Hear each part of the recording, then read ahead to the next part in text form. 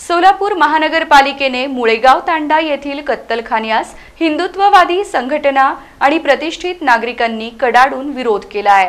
या कत्तलखान्याला स्थगिती न देता तो कायमस्वरूपी बंद करावा अशी मागणी जोर धरते। शुक्रवारी महानगरपालिकेच्या वतीने बीओटी आणि डेव्हलपमेंट प्लॅन संदर्भात ऐकून घेण्यासाठी व तक्रारीसाठी बैठक घेण्यात आली होती।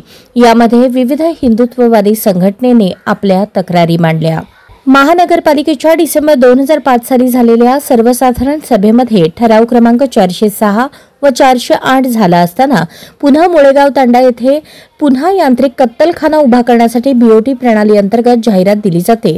तसेच 2007 साली 1,10,00,000 रुपये खर्चून कत्तलखाना उभा केला होता। तो पूर्ण कत्तलखाना हा ग्रामस्थांनी उद्ध्वस्त करून सर्व मशिनरी चोरीला गेलेली असताना सुद्धा पुन्हा ही जाहिरात देण्याचा काय उपयोग, असा सवाल केतन शहा यांनी शुक्रवारी केला। सभेमध्ये संदीप कारंजे व नगर अभियंता यांनी हा कत्तलखाना आयुक्त सचिन ओंबासे यांच्या सूचनेनुसार तूर्त मुळेगाव तांडा येथील कत्तलखाना या प्रकल्पास स्थगिती देत आहोत असे जाहीर केले आहे।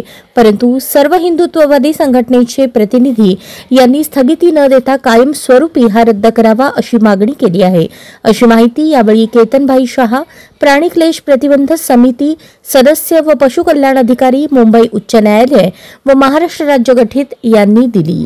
Ketan Shah, animal welfare officer व प्राणी क्लेश प्रतिबंधक समिती सदस्य, महाराष्ट्र राज्य व मुंबई उच्च न्यायालय गठीत।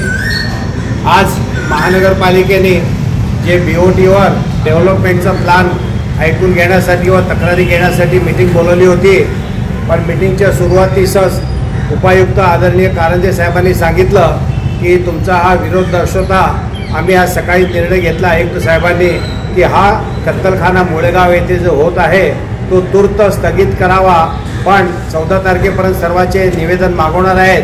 त्यामध्ये आम्ही स्थगिती न करता तो संपूर्ण प्रोजेक्टच गुंडाळून ठेवावा अशी विनंती करणार आहोत। या एक पहिला तर हे सोलापूर हद्दीच्या बाहेर हे लोक काम करू शकत नाहीत। मागच्या वेळेला सुद्धा त्यांनी मुळेगाव येथे कत्तलखाना केला। राज्य शासनाने केंद्र शासनाकडनं 1,10,00,000 रुपये मिळवले, पण ते 1,10,00,000 रुपये आहे ते कत्तलखाने मॉडर्नायझेशन करण्यासाठी दिले होते।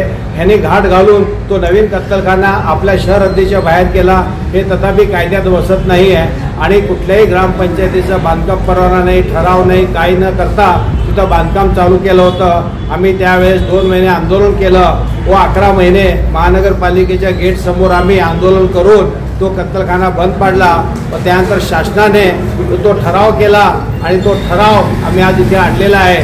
तो ठराव सुद्धा त्यांना दाखवणार आहे आणि त्या ठरावामध्ये स्पष्ट लिहिलेलं आहे की ही योजना संपूर्णतः रद्द करण्यात येत आहे। आणि त्यावेळेला जो 1,10,00,000 रुपये खर्च झाला महानगरपालिकेचा मुळेगाव येथे, तो संपूर्ण आज उद्ध्वस्त झालेला आहे।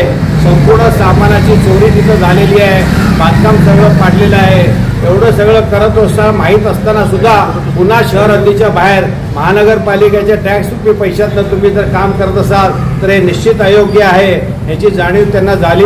आणि मीटिंगच्या सुरुवातीसच त्यांनी जाहीर केलं की हा प्रोग्राम आम्ही आता स्थगित ठेवत आहोत।